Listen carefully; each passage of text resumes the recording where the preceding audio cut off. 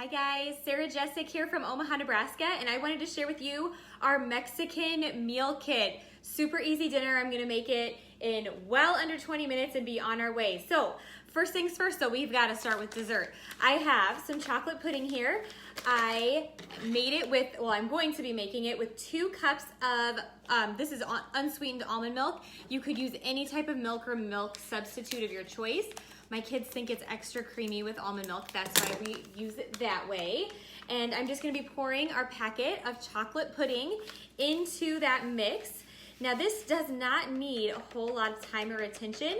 All I have to do with this pudding mix is mix it with a whisk, or you could use a hand mixer. A hand mixer is a little more efficient, but I can't talk over it. So that's why we have this going on right now. So I breathed up some pudding.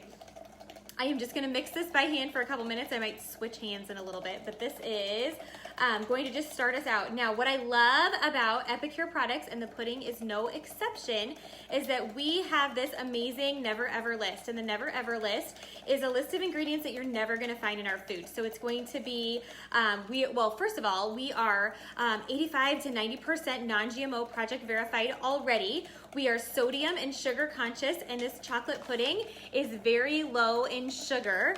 We also don't have things in our food like nuts or tree nuts. We don't have MSG, artificial dyes, or preservatives. So if you were to go to the store and notice on the package that of your pudding, like the other brand out there, there's gonna be some artificial colors in there. Why do you need those in there? This is just chocolate. And this chocolate pudding is organic coconut palm sugar, organic cocoa powder, and sea salt. That's the only thing in this chocolate pudding mix. So I'm just gonna keep going. My arm's a little tired. I'm gonna switch arms. I'm not left-handed, but give myself a little break.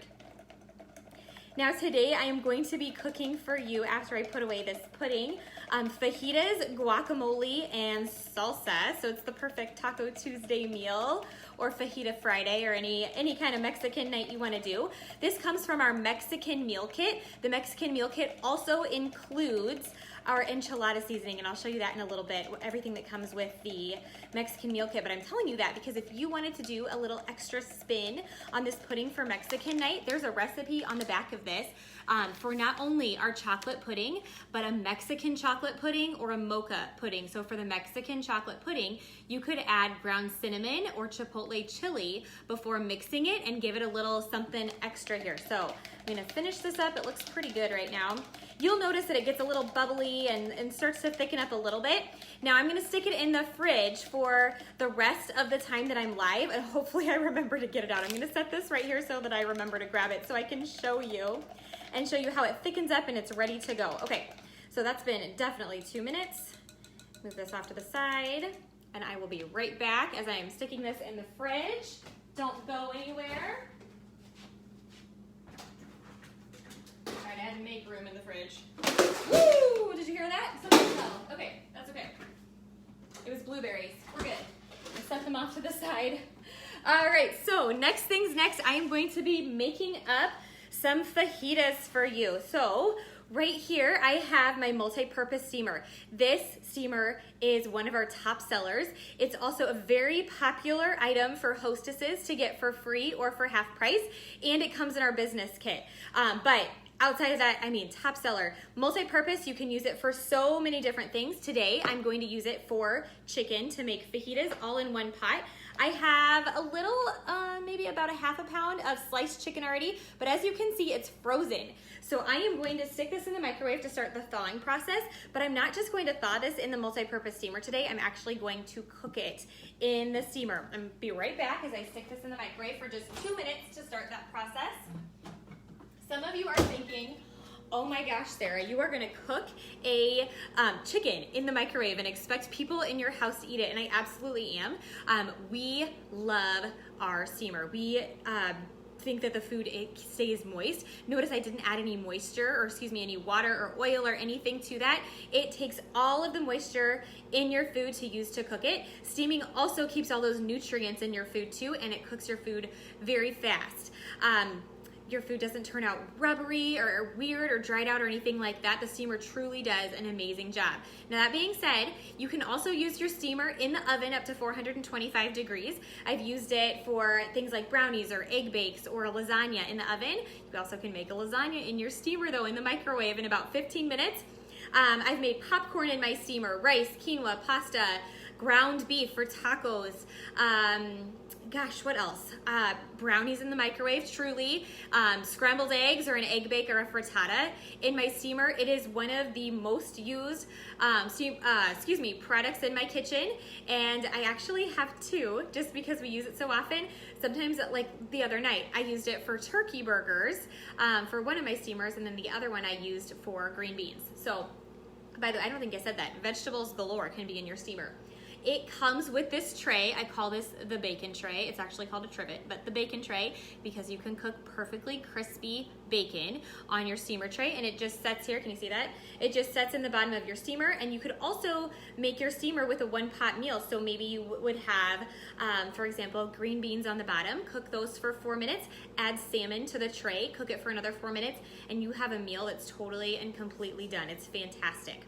All right, we have 12 seconds left. I am going to see how that chicken is coming along and then continue cooking it. Notice, even though I am doing fajitas for you, I didn't add the seasoning yet, and that is because you're gonna notice that there's gonna be some moisture from the thawing process that I wanted to get out of there first. So I'm gonna grab this. A little bit of steamer safety when you pick up your steamer. Always use the handles on the edge, but don't pull away so that you don't burn your thumbs. And then the lid comes off towards you so the steam goes that way. All right, so let me show you what it looks like right here. Okay. Right here we have chicken that is not quite cooked, but it's definitely thawed out here. Whoops, my camera is going at an angle. Okay, so I'm gonna finish that up here. I need 2 hands for it. You see me again? Yes. All right, so notice that it started to cook. There's no ice left on my fajitas anymore, excuse me, my chicken anymore, but I do have a little bit of moisture in the bottom of that, and I am going to drain that out. The way I'm going to drain it is by using my steamer lid as kind of a straining tool. So, what's over here? I'm just gonna put this off to the side here. Give me 1 second. That's my dog scratching at the door. We're gonna ignore him. There we go. Pour out some of the liquid so that we have not watered down messy fajitas. All right, and yep, that's my dog. He's coughing, he's fine. It's the hazard of going live in your kitchen, right? Life happens around you. I have 3 kids. One is napping, one is being bribed with TV, and the other one is playing outside. So I am doing the best I can today. Okay, so mixing this around a little bit, I am going to add my fajita seasoning. Now this seasoning, look at it, full of seasonings and spices and no sodium. I know if you go to the grocery store, your seasoning for fajitas, for tacos, whatever, is packed with sodium. 0 sodium here, but it tastes fantastic. This is a solid medium spice, so I am going to take my fajita spoon, and it tells you on the jar to use 2 tablespoons per 1 pound of chicken. That's very, very medium to hot in my opinion. So for 1 pound of chicken, we usually use a tablespoon in my family, and my kids love it. I'm gonna use a little under a tablespoon because I have less chicken than that in the steamer right now. And I'm gonna sprinkle it on here. And then take this, coat it here, and put it back in the microwave for just a few more minutes. All right, excuse me. I got a little piece of chicken sticking together. I wanna move it around. Okay, here we go. Okay, I'll be right back.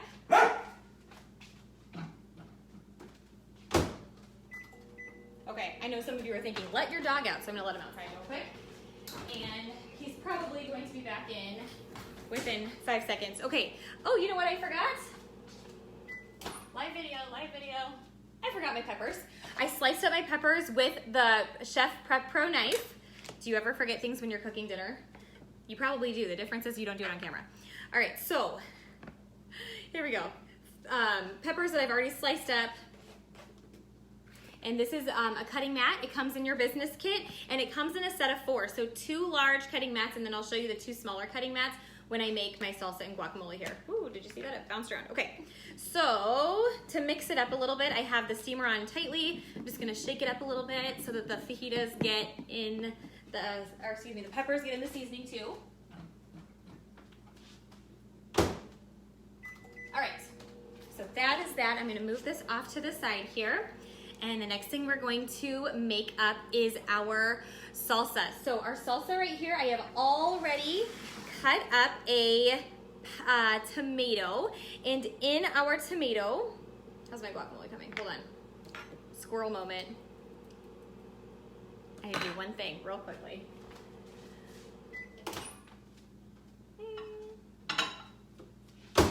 Okay. In my bowl, I have, about half of a tomato that I had left over that I cut up, and I'm going to use my Poco Picante seasoning right here. Again, this is a medium seasoning, so we like to have a mild salsa at our house. It says 2 tablespoons of seasoning per maybe a cup of diced tomatoes, and you could use fresh tomatoes or a canned tomato. I am going to use about a tablespoon here. Now, if you wanted to with this, you could definitely add in some onion, or if you wanted to add in a pepper, some corn, and make it a corn salsa, you could do that. And you could also add a splash of lime juice. I'm out of lime, so I didn't add that in today, but I'm just gonna let this sit. And the longer that it sits, the more time the flavors are gonna develop, but you're gonna be set after just about 10 minutes when you're ready to make your fajitas. So this is the Poco Picante. I wish you could smell it. It's spicy and delicious, but not too spicy. It's like the perfect heat when it's mild for my family. My husband likes it full force though. He would like me to tell you in this video, he's not a wimp when it comes to spice. So I'm gonna move that over, and then you notice that I ran to my microwave and I actually started to thaw out my avocados with my chicken just for about 45 seconds. I'm gonna let the dog in. Here he goes again, demanding all the attention. I should have bribed the dog more than the kids. Okay, so I have this little tiny bar pan. It's called the Perfect Petite Bar Pan. You should definitely look it up on the website.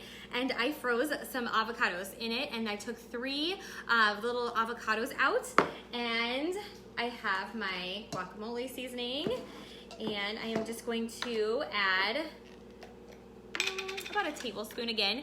This seems to be my go-to. This is my 4-in-1 spice spoon, by the way. I haven't showed you. 1 tablespoon, a teaspoon, a half a teaspoon, and then there's a line that shows you a 1/4 teaspoon, so it replaces all those other spoons that are loose in your drawer. And I just added about a tablespoon into that guacamole, and I am just going to mash it together. Notice the guacamole is ready to go. It's thawed out. This is gonna be the perfect topping for my fajitas, and also leftover for some chips, because I know that you can put some lime juice in your guacamole, which I already told you I don't have handy. You can put some lime juice in your guacamole. You can put the pit in your guacamole. There's lots of tricks to keep it from going brown, but you know how else you can keep it from going brown? By eating it, and that's the way that it should be. All right, so my guacamole is ready to go. Let's check on those fajitas in a second. While I am thinking about it though, I wanted to show you this Good Mexican food guide. So everything that I'm making is coming from the Good Mexican meal kit. So the fajita seasoning, the guacamole seasoning, the Poco Picante seasoning, and then 2 packets of enchilada come in that meal kit. So when you get that though, you are not stuck with just 4 meals to make over and over and over, right? We have this digital guide. You can find this guide and all of the other digital guides for our meal kits and our meal plans. We have 30-day meal plans as well on our website. So go to my Epicure website, sarahjessic.epicure.com, and you're gonna go to recipes and meal plans, and you can download them there. We have, in addition to the Mexican kit, a Greek kit, a burger kit, a barbecue kit, an Asian kit, lots of different themes for you to choose from. And when you do it, it has an introduction, and then as you go through, something I love about it is it has 5 ways to use your guacamole, 5 ways to use your enchilada seasoning. I have to go the other way. 5 ways to use your fajita seasoning and 5 ways to use your Poco Picante seasoning. But that's not it. Then it comes with different recipes that you can make with all, and also how to use your steamer with it. But then you can do easy chicken fajitas. That's what I'm doing tonight. Some of the other recipes in here, I'm going the wrong way, include 10-minute salsa chicken, quick burritos, Mexican frittata, enchilada chicken and zoodles, sweet potato enchilada soup, Tex-Mex burrito bowl, and sheet pan fajita dinner on the back. Now, that is plenty of recipes to get you started. You can also, though, go to, again, my website, sarahjessic.epicure.com, and type in a seasoning or a type of meal, and it's gonna come up with a bunch of different ways to use this as well, all of your seasonings. So lots of different options and choices for you as you're using up your meal kits. And that's not exclusive to the Mexican kit. That goes for all of our meal kits, as well as our different seasonings and blends and jars that you can use too. It's not one and done. There is a recipe on every jar, but if you go to the website, there's so many more things that we can offer you. Okay, I'm gonna show you those fajitas. And again, this chicken was made in the steamer. I thawed it for 2 minutes, and then I put it in for 2.5 more minutes, and it was about 1/2 pound. So you could add some more time as you added more chicken. I've had a friend successfully make 3 pounds of fajitas in this steamer. It just took a little bit longer. And here we go. It is beautiful here. It smells delicious. I wish you could smell this. We call this smell-o-vision. And it is ready to go. My family is ready to have lunch here. I actually, I would have made a whole pound if my husband was home for dinner, but it's just us today. So that's why I did just 1/2 pound. And I know some of you are wondering, is this fajita chicken actually cooked through? So I am going to find one of those larger pieces because I want to make sure it's cooked through for my family too. Cut into it, and then I'm going to show you right here with the camera. Excuse me, don't want to get you seasick. Right here, it's ready to go. You can see this one.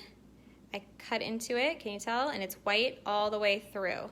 So our meal is complete. And then if you look over here, we have the guacamole seasoning, and the salsa is ready to go as well.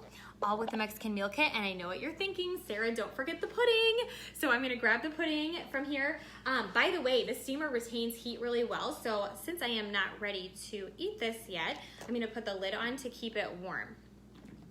Okay, grab the pudding.